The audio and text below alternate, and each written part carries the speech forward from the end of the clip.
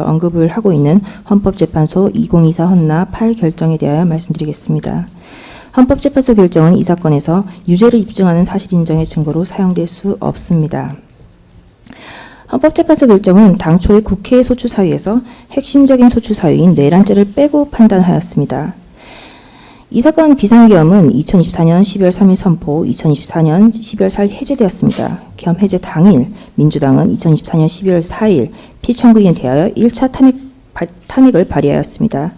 그 사유 중 일부는 가치 외교라는 미명하에 지정학적 균형을 도외시한 채 중국, 러시아를 적대시하고 일본 중심의 기이한 외교정책을 고집하며 일본의 경도된 인사를 정부 주요 직위에 임명하며 동북아의 고립을 자초하고 전쟁의 위기를 촉발시켜 국가 안보와 국민의 보호물을 내팽개쳤다는 것이었습니다.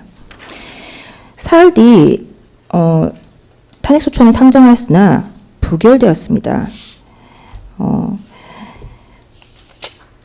그런데 이 1차 탄핵소추안에 첨부된 증거는 단 7개의 기사뿐이었습니다.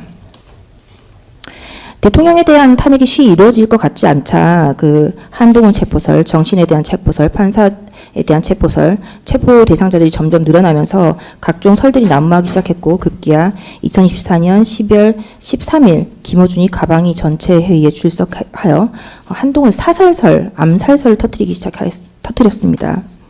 그러나 우리는 이것이 가짜 뉴스라는 것을 알고 있습니다. 이렇게 계엄이 내란몰이가 되어 지금 이 사건 법정의 재판이 시작되었습니다. 민주당도 이 김어준의 주장이 허구라는 것을 알고 있었습니다. 그런 사실 내부 보고서가 있었음에도 불구하고 그를 묵살하고 이를 어나운스를 했었고요. 한동훈 국회법 130조에 의하면 탄핵소추가 발의되면 본회의의 의결로 법제사법위원회에 회부하여 조사를 할 수 있게 규정하고 있습니다. 당시 당대표였던 한동훈은 스스로 법조인이었기 때문에 국회의원이 아니더라도 탄핵 절차에 대하여 당연히 알 것이고 진상을 규명하고자 법제사법위원회에 회부하여 조사하자고 주장을 하였어야 합니다. 그러나 그는 그렇게 하지 아니하였고 국민의 가장 큰 민주적 정당성을 가진 대한민국의 대통령이 거대 야당과 국회의원도 아닌 당대표 한동훈과 그를 따르는 국회의원 일부에 의하여 어떠한 조사도 없이 계엄이 갑자기 내란이 되어서 탄핵소추안이 상정되어 가결되었습니다. 일국의 자유 대한민국의 대통령을 탄핵시키기 위한 발의안에 첨부된 증거, 기타 조사상 참고 자료는 62개의 기사와 하나의 권한쟁의 결정문이었습니다. 대통령은 기사 쪼가리 62개에 의하여 탄핵소추되었습니다. 그리고 탄핵소추 사유는 계엄의 선포 사실과 그것이 내란이다라는 것이었습니다. 윤석열 대통령의 계엄의 선포가 내란에 해당한다는 사유로 탄핵 발의되어 소추되었음은 소추안과 회의록의 기록상 명백합니다. 그런데 2025년 1월 3일 헌법재판소 탄핵심판 제2차 변론준비기일에 갑자기 소추위원 측이 소추 사유 중 내란죄를 처리하겠다고 밝혔습니다. 청구인 측 대리인은 갑자기 재판부께서 그 유형적 사실관계로 정리해 주신 것으로 이해를 했고 그래서 그 사실관계로 헌법재판이 형법 위반 여부에 매몰되는 것을 방지하고자 헌법 위반 사실관계로 다툼으로써 또 주장함으로써 헌법재판 성격에 맞게 주장과 입증이 이루어질 수 있도록 하기 위함이고 재판부께서 저에게 권유하신 바라고 생각하고 있습니다. 라고 답을 했습니다. 그러자 정영식 재판관이 그러면 계엄과 관련된 일련의 행위가 내란죄, 직권남용죄, 특수공무집행방해죄 등 형법상의 범죄에 해당된다는 주장은 철회한다는 주장이신가요? 라고 묻자 청구인의 대리인은 사실상 철회한다는 주장입니다. 라고 답을 하였습니다.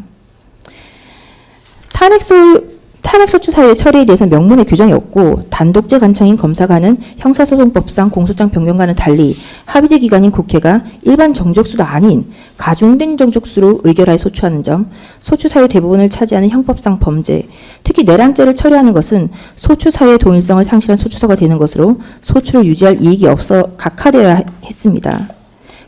또한 소추사유 변경을 위하여는 국회의 재의결을 요구했었어야 했던 것입니다. 당연히 저희 측은 있을 수 없는 일이라고 반발을 했고 탄핵이 찬성했던 것으로 알려졌던 안철수 의원 그리고 뭐 유승민 그리고 기타 의원들이 재결이 필요하다고 주장을 하였습니다. 그러나 헌재는 이를 묵살하였습니다. 국회의 대통령에 대한 탄핵소추 의결서는 탄핵소추 사유를 비상계엄의 선포 그리고 내란죄 단 두 가지로 구성하였습니다. 탄핵소추 의결서는 40쪽으로 구성되어 있는데 그중 원문을 그대로 인용한 12월 3일자 계엄선포 긴급담화문 그리고 포고령 1호 12월 12일자 담화문 등 12쪽과 여백을 제외하면 실질적인 소추 의결서는 26쪽에 불과합니다. 이 가운데 내란이란 단어는 총 38번 등장합니다. 인용문에서 사용된 단어를 제외하면 내란이라는 단어가 26쪽에서 29번 사용되었습니다. 아울러 탄핵소추 의결서에서 비상계엄 선포와 관련하여 국가 비상사태가 아니었다는 실체적 요건, 국무회의를 거치지 아니했다는 절차적 요건과 관련해서 서술하고 있는 5쪽을 제외하면 나머지는 비상계엄 선포 및 이후의 행위가 내란 행위에 해당한다라고 주장을 하고 있습니다. 결국 26쪽 분량에서 21쪽을 내란이라고 주장하고 있는 것입니다. 따라서 탄핵소추 사유에서 내란죄를 처리한다는 것은 단순히 두 가지 소추 사유 중 한 가지를 처리하는 것이 아니라 무려 80%에 해당하는 탄핵소추서의 내용이 처리되는 것입니다. 따라서 내란죄의 철회는 동일성이 인정되지 않는 소추 사유의 변경에 해당합니다. 이에 대해서 민주당과 소추위원은 내란죄를 처리한다는 것은 내란죄를 다투지 않는다는 것이 아니라 형법상 내란죄가 아닌 내란 행위가 헌법에 위배되는지 여부를 살펴보는 것이라고 주장을 하였습니다. 그런 이는 궤변에 불과합니다. 소추 사유 변경에 관한 헌법재판소의 기존 결정에 의하더라도 헌법재판소는 사법기관으로서 탄핵소추기관인 국회 탄핵소추 의결서에 기재된 소추 사유에 의하여 구속을 받습니다. 또한 국회가 탄핵심판을 청구한 뒤에 별도 의결 절차 없이 소추 사유를 추가하거나 기존의 소추 사유와 동일성이 인정되지 않는 정도로 소추 사유를 변경하는 것은 허용되지 아니한다라는 것이 헌재의 선례입니다. 그럼에도 헌법재판소는 동일한 사실관계에 대하여 단순히 적용 법조문을 추가 철회 변경하는 것은 소추 사유의 추가 철회 변경에 해당하지 않는다라고 하면서 허용되지 않는 소추 사유의 변경에 해당한다고 볼 수 없고 이를 전제로 한 특별한 절차를 거쳐야 한다고 보기 어렵다라고 하면서 그대로 결정을 내렸습니다. 국회 별도의 의결 절차가 없었음은 당연합니다. 그래서 헌법재판소는 그 결정에서 내란죄 부분에 대하여 아예 판단을 한 적이 없습니다. 따라서 내란죄 성부를 다투는 본 재판에서는 헌법재판소의 판단을 원용하는 것은 적절하지 않습니다. 또한 헌법재판소 결정은 사실 인정에 있어서 형사소송법상 증거법, 전문법칙의 준용 문제를 지키지 않았습니다. 당시 그 임성 수명법관은 그 헌법재판소에서 결정 증거체부의 기준에 대해서 형사소송법상 아무런 법적 근거 없이 선례가 있다는 이유만으로 형사소송법상 전문법칙을 완화하겠다라고 말하였습니다. 그러나 그 기존 선례에서도 그 근거를 설시한 적이 없습니다.